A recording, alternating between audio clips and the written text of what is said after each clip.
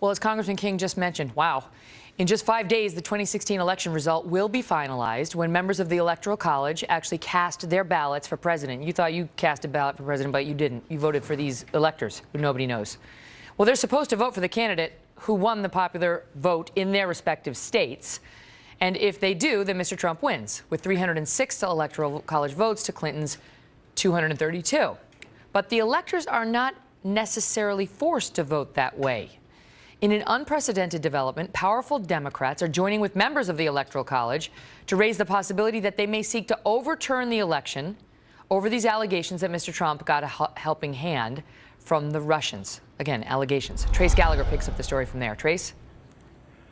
And Megan, because Donald Trump won 306 Electoral College votes, to change the outcome, anti-Trump activists would need to convince 37 Republican electors to vote against him. Harvard constitutional law professor Larry Lessig, himself a brief Democratic presidential candidate, says he knows of 20 GOP electors who are considering ditching Trump. He's even offering them free legal counsel, which could come in handy considering 29 states, including 14 that voted for Trump, have laws that bind electors to the candidate who won. Professor Lessig has offered no evidence to back up his claim, which is being directly contradicted by the Republican National Committee and state GOP committees, who say that only one GOP elector, Chris Suprin of Texas, has revealed his intention to vote against Trump. State and national GOP leaders have also been in constant contact with Republican electors to make sure they lock down their votes, although Democratic operatives are still actively trying to sway those people.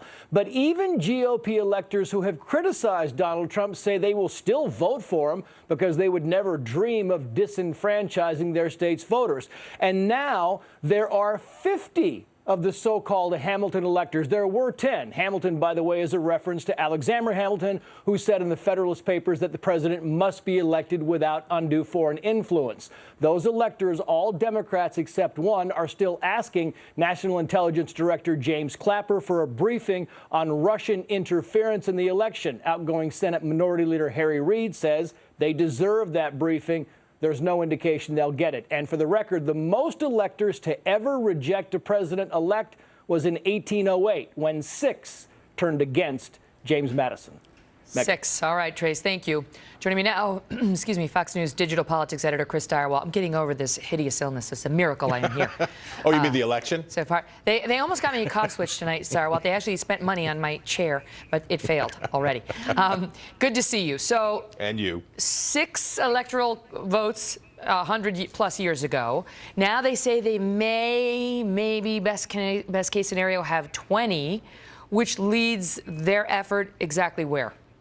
Well, not to disagree with Professor Gallagher, but in 1876, they actually overturned the Electoral College. The Electoral College went kablooey because there were disputed totals from the different states. Nice. No, but this is important because the reason that the Electoral College went kablooey in 1876 between Samuel Tilden and Rutherford B. Hayes was that there was a massive fight over whether the votes were legitimate.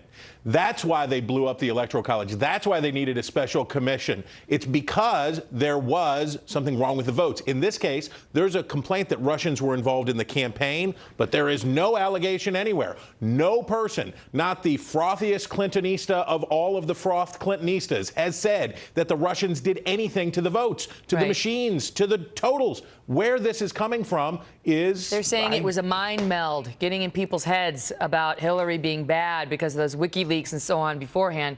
I don't know how you quantify that or translate it into an undoing of the election.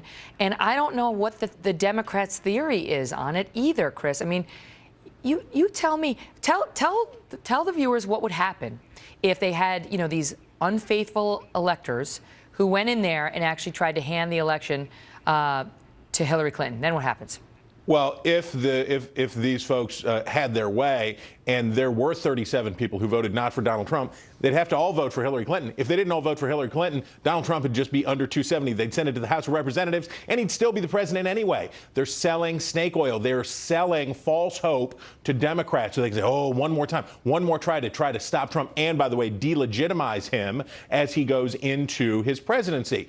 When Donald Trump said that the election was rigged and that the votes would be stolen stolen from him. If he lost, it would be because the votes were stolen. That was playing recklessly with our system of elections. And Hillary Clinton called him on it. And Hillary Clinton said that was a bad idea. Yep. Now we get to the point, Democrats are doing the same thing, and they ought to be ashamed of themselves because we need these institutions to work in order to have this republic function. Yeah, no matter how disappointed they may be. I mean, the Republicans were disappointed when Barack Obama won twice, but this stuff didn't take place. You know, they're grapes, and they may be very sour, but they're going to have to eat them. Right, you got to still tip the glass. Chris, it's great to see you. You bet. So up next, we're going to take up this breaking news that we just got to with the CIA and the other intel agencies saying to Congress with Kellyanne Conway, who is here. She's senior advisor to the Trump transition team, and we will ask her, are some in the intel community playing politics here? Plus, the incoming White House chief of staff is suggesting the new administration will be shaking up the traditional relationship with the media.